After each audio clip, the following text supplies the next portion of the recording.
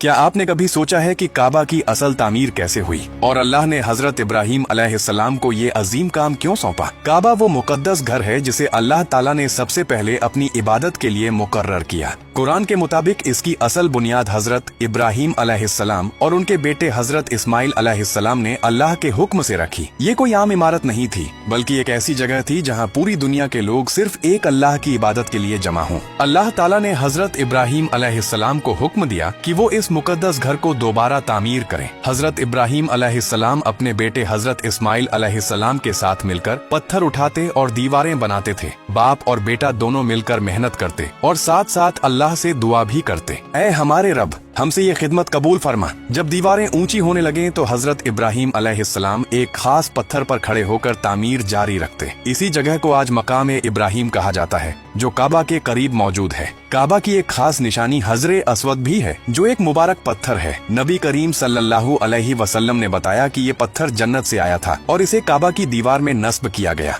जब काबा की तामीर मुकम्मल हो गई तो अल्लाह ताला ने हजरत इब्राहीम अलैहिस्सलाम को हुक्म दिया कि लोगों को हज के लिए बुलाएं। हजरत इब्राहीम अलैहिस्सलाम ने अल्लाह के हुक्म पर लोगों को पुकारा और अल्लाह ने इस पुकार को पूरी दुनिया तक पहुंचा दिया। तब से लेकर आज तक लाखों मुसलमान हर साल काबा की तरफ हज और उम्रा के लिए आते हैं।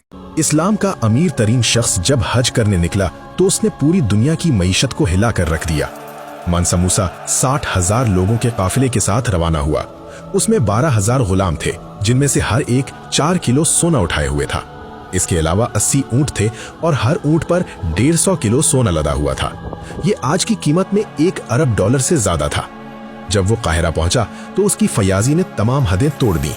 उसने हर गरीब को सोना दिया, हर मस्जिद में खैरात की, हर आलिम और तालिब इल्म को अतिया दिया।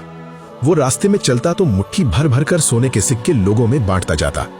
कहते हैं कि उसने काहिरा में इतना सोना तकसीम किया कि मिस्र की मार्केट में सोने की कीमत 25% तक गिर गई। मानसा मूसा ने मक्का मुकर्रमा में भी यही सिलसिला जारी रखा। उसने काबे के पास एक मदरसा तामीर करवाया और हजारों लोगों में सोना तकसीम किया। वापसी पर जब उसे एहसास हुआ कि उसने मिस्र की मईशत को नुकसान पहुंचाया है, तो उसने काहिरा के सौदागरों से ऊंची शरह सूद पर कर्ज लिया ताकि मार्केट में सोना वापस आए। अगर उस दिन हजरत इस्माइल अलैहिस्सलाम की कुर्बानी हो जाती तो आज के जमाने में हमें किसकी कुर्बानी देनी पड़ती? ये सवाल कई लोगों के दिमाग में आता है। तो चलिए जानते हैं। जब हजरत इब्राहीम अलैहिस्सलाम को अपने बेटे की कुर्बानी का हुक्म मिला तो ये एक बहुत बड़ा इम्तिहान था। हजरत इस्माइल अलैहिस्सलाम ने भी कहा, अब्बा, जो हुक्म मिला है उसे पूरा कीजिए। सोचिए कैसा होगा वो पल। लेकिन जैसे ही कुर्बानी का वक्त आया, अल्लाह ताला ने हजरत इस्माइल अलैहिस्सलाम की जगह एक दुम्बा भेज दिया। अब सवाल ये है, अगर उस दिन सच में कुर्बानी हो जाती तो क्या आज हमें अपने बच्चों की कुर्बानी देनी पड़ती? तो इसका जवाब है नहीं, क्योंकि इस वाक़े का मकसद किसी इंसान की कुर्बानी नहीं था, बल्कि ये दिखाना था कि बंदा अपने रब के लिए कितना तैयार है। इसीलिए आज हमें जानवर की कुर्बानी दी जाती है ताकि हम उस सुन्नत को याद रखें। एक मर्तबा बकरीद के मौके पर नबी करीम सल्लल्लाहु अलैहि वसल्लम ने 2 बड़े और खूबसूरत मेंढे ज़बह किए।